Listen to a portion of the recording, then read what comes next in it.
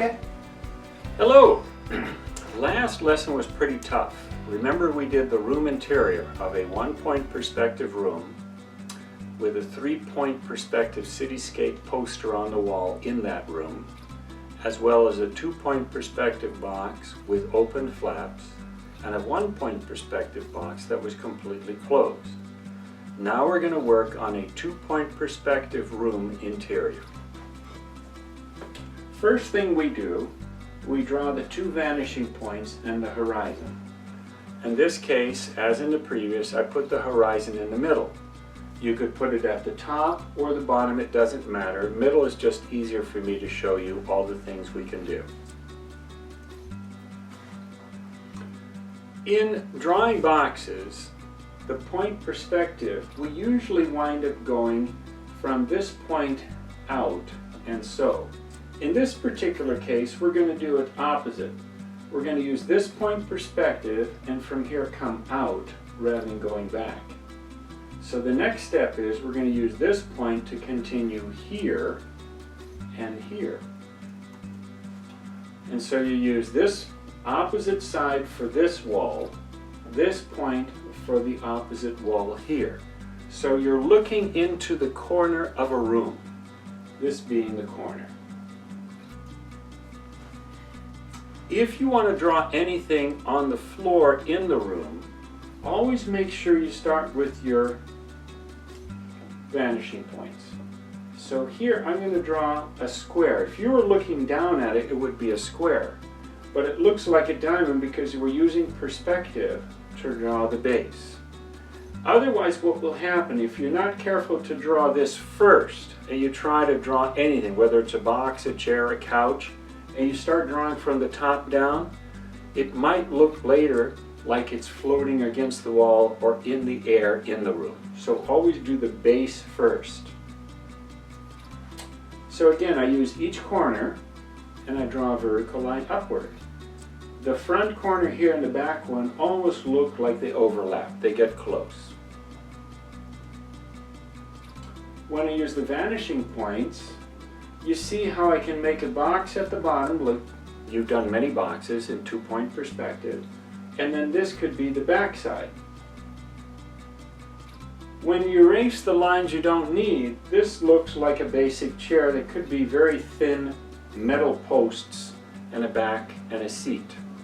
But you can make it heavier, which is what I did. I gave it thicker cushions, heavier legs. And you notice that each of the legs here, we use the vanishing point to go a little here, so that you have a 3-dimensional post on all the legs.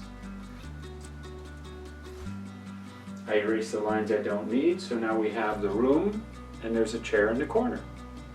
Now you have to be careful on proportion. If you make the chair too big, the room looks too small. If you make the chair too small, the room looks too large. So you have to kind of keep in mind, if you look at a room, how high a normal chair would be, and this looks like it's about right. And just like we did in 1-point perspective, we would like a window and a door. Again, I came down about what you would estimate about 1/8, a little bit more than that. Actually more like a quarter here. And that would actually fit. And you notice we use this as the point. So we're using this vanishing point to draw this line and this line. This vanishing point to draw this line. And then we have to have the thickness of the wall. Now it's going to look a little awkward, like here. And that's normal because what happens is when you're drawing on a tight space with vanishing points so close, it's going to exaggerate some of the features. So the thickness of the wall is going to be based on the line you draw from this corner to the vanishing point here. Same with this corner to the vanishing point. And then this vanishing point is for this corner and this corner. Then I hung a Picasso on the wall. This is similar to a box. You notice that it's got this vanishing point for this side, this vanishing for the top. vertical lines. This vanishing point gives you the depth. So it's kind of like those clear plastic frames you see that you can put on a poster. So this is usually about a couple of inches thick. And of course, if I have enough money for one Picasso, why can't I just make two? So I'll hang another one here. And again, for this bottom line, I'm using this vanishing point, just like I am for the top. And I have vertical lines, but for the thickness, I'm using this vanishing point and this vanishing point, all for those. So I just shade a little bit, give some depth. It might be nighttime, outside it's dark.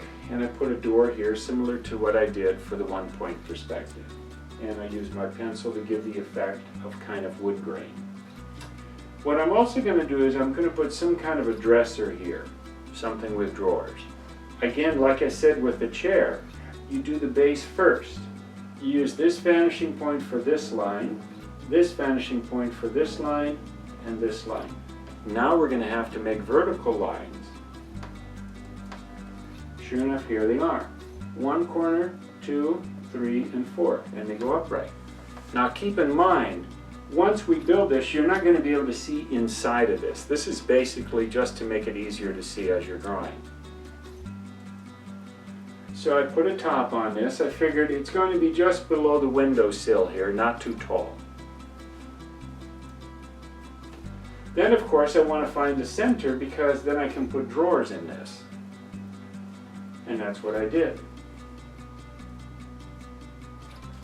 And sure enough, I shade a little bit, 2 drawers on top, 3 below it, even put a rug on the ground.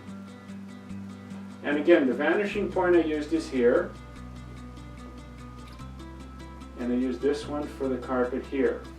And once I did this, I was able to, you notice how this is wider than this, and this is even wider if we could see at the bottom.